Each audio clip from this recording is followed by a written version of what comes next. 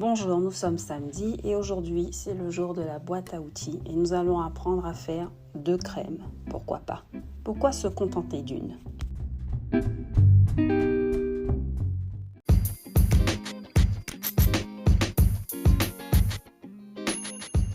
Je suis Sarah, votre herboriste, et je vous souhaite la bienvenue dans ce podcast où je vous aide à repenser votre approche sur votre santé et votre bien-être. Nous allons redécouvrir la précieuse, la pertinente et adéquate médecine traditionnelle avec nos amis, les plantes. Pour embrasser une vie plus saine et équilibrée, vous êtes au bon endroit.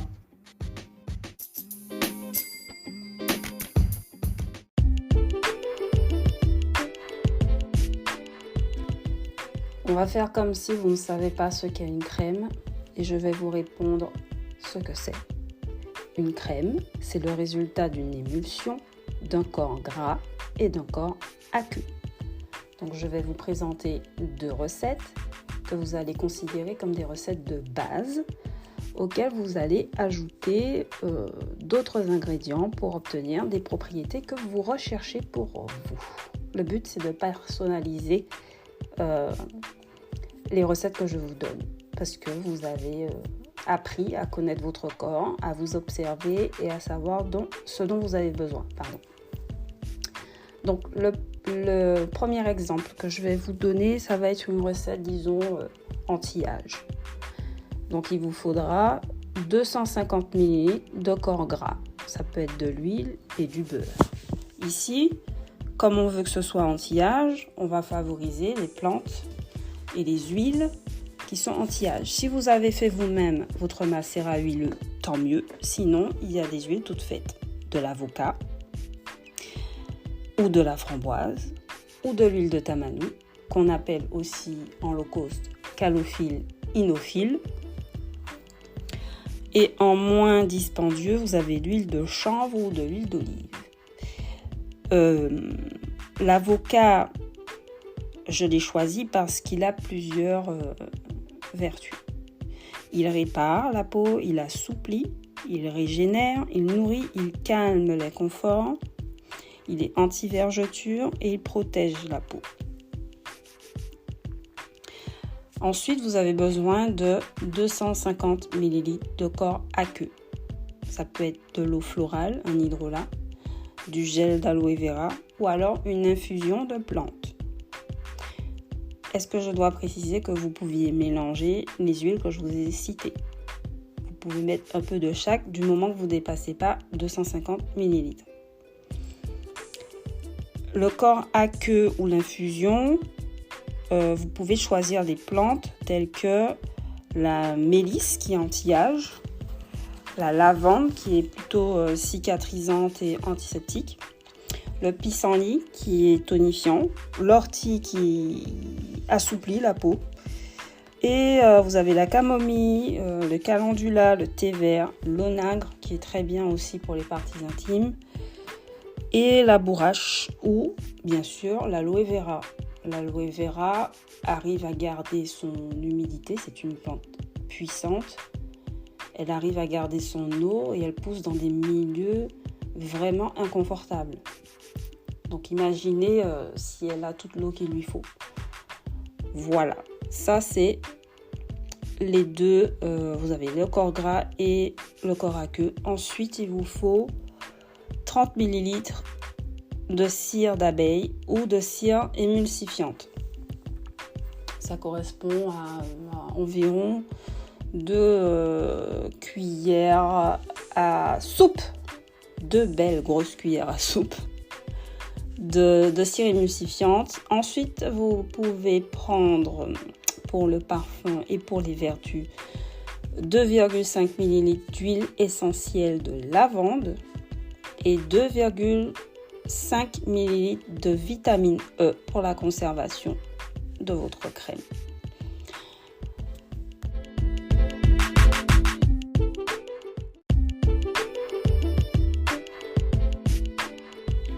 Comment nous allons procéder maintenant? Eh bien, on va mettre tous les corps gras ainsi que la cire dans un bain-marie, mais pas l'huile essentielle. Je répète, on ne met pas l'huile essentielle encore.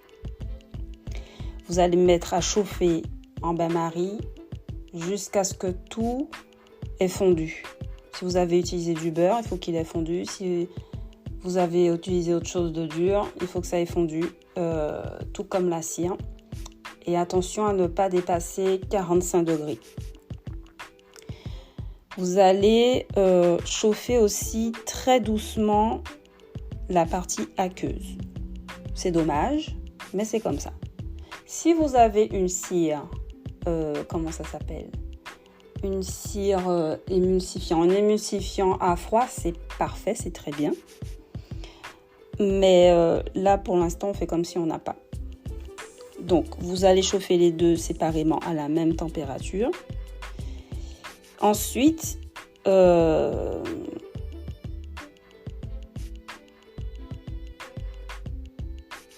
lorsque les deux parties sont à la même température, vous allez verser la partie huileuse dans un mélangeur et le mettre en marche à intensité moyenne.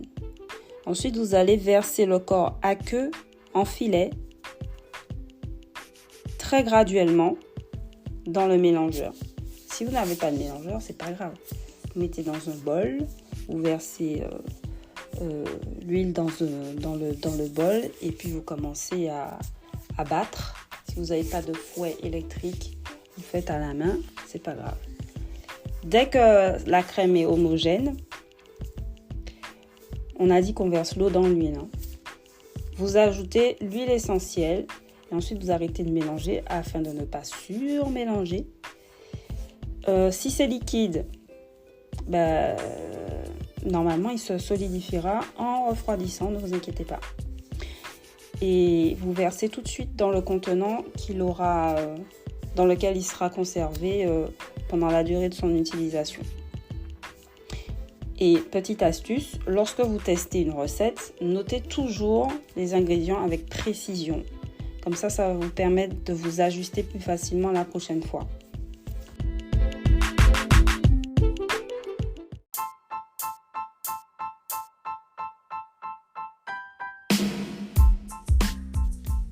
Le deuxième exemple de recette que je vais vous donner et que vous pouvez adapter à votre problématique actuelle contient 3/4 de tasse d'huile, alors d'amande douce ou d'abricot comme vous voulez.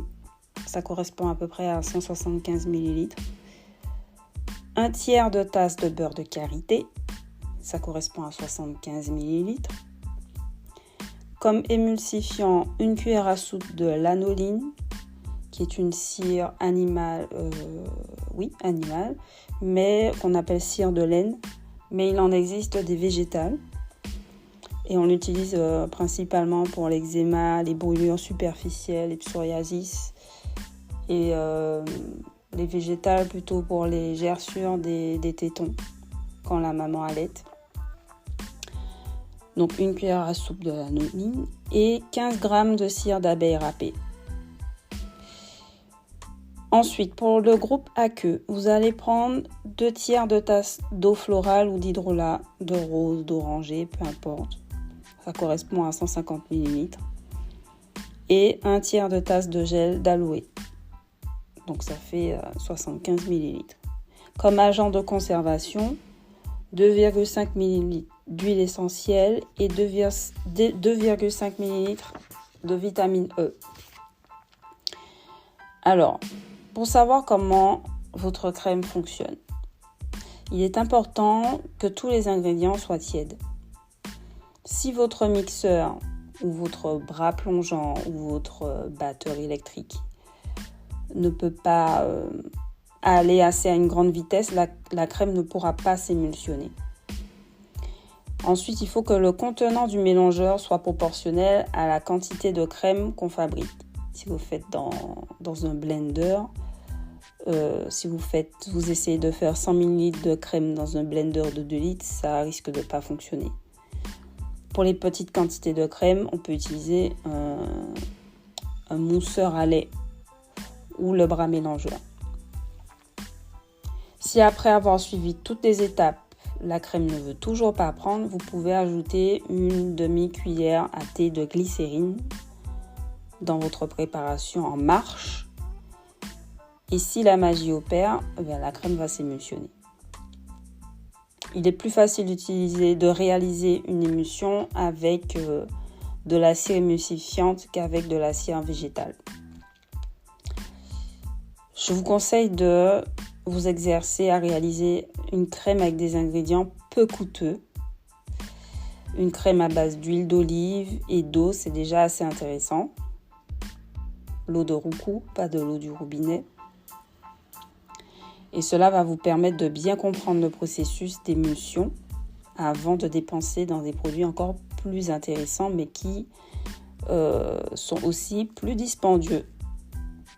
L'expérimentation, c'est la clé. Donc, lancez-vous et ne vous laissez pas décourager par un échec. Ce ne sera pas un échec, c'est une leçon à apprendre.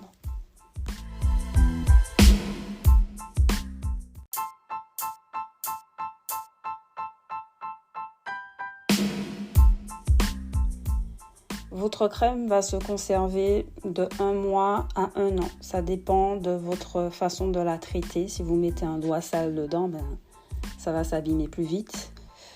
Et de l'endroit où vous le conservez. Et veillez bien à mettre votre crème dans un pot en verre de préférence, mais ambré, pas transparent. Sinon, vous le mettez dans un endroit à l'abri de la chaleur et la lumière. N'oubliez pas de mettre sur l'étiquette le nom commun des plantes que vous avez utilisées, les noms latins, leur provenance si possible, si la plante était sèche ou fraîche, bio ou pas bio, la date de votre préparation, le solvant que vous avez utilisé et le ratio. Important.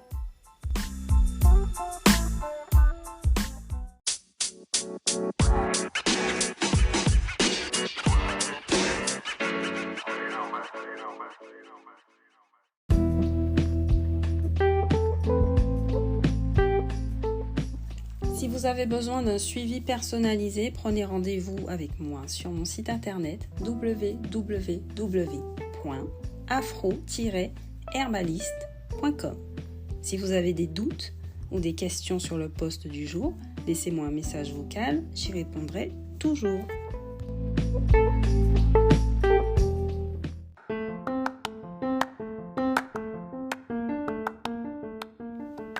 On se retrouve mardi pour une nouvelle boîte à outils et cette fois-ci, nous allons apprendre à faire du sirop. Et d'ici là, restez connectés pour d'autres sujets un peu plus palpitants que de faire du sirop parce qu'on n'a pas envie d'être malade. Et n'oubliez pas d'écouter votre corps. Au TEP.